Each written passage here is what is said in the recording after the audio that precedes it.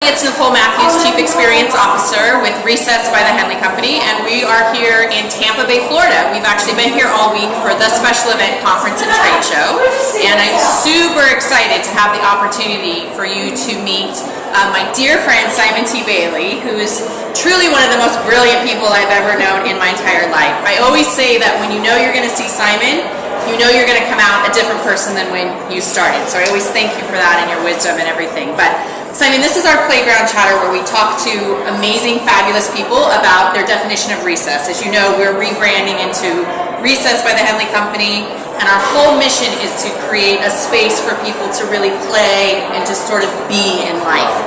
So I want you to go back with me a little bit and talk to me about what little Simon T. Bailey was like. So tell me about when I say the word recess in terms of elementary school, what does that look like for you, and what kind of sounds, and where are you on the playground, and what kind of experience comes to you? When I think of recess, I think of free spirit, I think of liberty, I think of no holds bar, I think of you make games up and everybody is playing and getting along.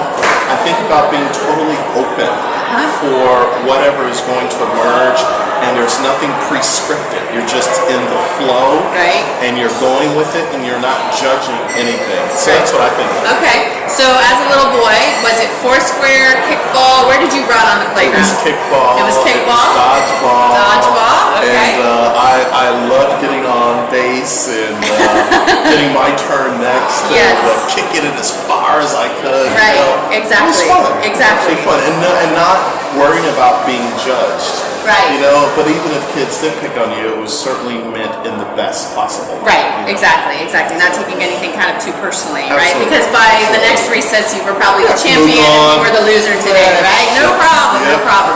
So what does recess look for you like now as an adult? I know you spent your entire life on an airplane going to all corners of the world, spreading your message of being brilliant and being your best self, and really reshaping organizations and individuals. But when do you find time for recess in your life? Yeah, so I think it's three things. It's first of all, intentionally scheduling time to be quiet and to be still. So many times we're so busy, but just being busy doesn't mean we're more effective. Right. So it's really understanding how to slow down in order to speed up. That's number one. Number two, I think it's intentionally scheduling time to think about your thinking. Okay. And just sitting back and thinking about, what have I learned? How have I grown? What am I going to do differently? Because so many times we're so busy that we don't think about what's really happening. And I think the third thing is being really intentional about connecting with people that fill your bucket. Right. People that don't necessarily always take away from you, but people that can replenish you so that you can be all that you can be. Right, exactly. So if the bell was to ring right now, and I could say, write your ticket for recess, what would that look like for you? Goodness. Is that on an probably on an airplane, because you spend all your life on an airplane. No, you know what it would be? It would be on a really cool beach. On a beach, okay. With the sun just coming up. I have no shoes on, I have shorts, my t-shirt on, and as the sun comes up, I'm taking it all in. I'm even going to walk a little bit in the water, kick my feet up, holding my shoes, and then as the sun comes up, I'm going to sit on the beach and read. Okay. And that's how recess looks to me. I'm a big beach person, as you can tell. I like to work on my tan from time to time. You might want to try the SPF, my friend. But that's what it looks like. Yeah, very good, very good. So you meet with amazing CEOs and companies all over the world. Sure. And so you obviously get a sense of companies that are dynamic and really carving out kind of a space for work-life balance and recess. Why do you think, though, as a culture, we've gotten so far away from the bell ringing and there being really a time where we've carved out, like, that's it, going to put this aside and go play and then come back? Because we know, research tells us that mental break is so important. Sure. But why have we gotten so far away from that? Well, a number of things. Number one, corporations have pressures from shareholders, stockholders, and stakeholders. And so there is a focus on, if we are a publicly held company, we've got to take care of feed the mouth that's feeding us. So there's this pressure to always deliver. CEOs are really judged by quarter now. What did you do for me last quarter? What are you going to do the next quarter? Forget, 3 to 5 years from now. And then I think the third thing is there's an acceleration on the planet where everything is moving quicker, faster. You you ask anybody nowadays, do you feel that you have enough hours in the day to do what you need to do? No. So people are time poor, and that is being driven just because of the culture. Right. So I think people have to be very intentional, and I know that's probably an overused word that I've said, but very intentional about personal and professional recess, right, so that they can be the best when right, they come and do anything. Right, because I think we allow ourselves to feel like, oh, that will, I shouldn't be wasting my time, a waste of time with that. When reality is it actually, the mental break is important, and you can come back with more clarity. So thinking about lessons that you learned on the playground, how did what you learned as 7, 8, 9-year-old Simon T, kickball champion of the world, how do you equate that to what you now do for a living? Where have you brought recess into your adult life? Well, often we've heard team doesn't include I, right, but team does include me. Right. So understanding that I'm the me that's a part of the team, and so I am yet on the team, but I never forget the individual, right, and the contribution that I can make, but also recognizing the value that everyone else brings to the team. So I think that's number one, okay, that I've brought with me from my youth to my adult life now.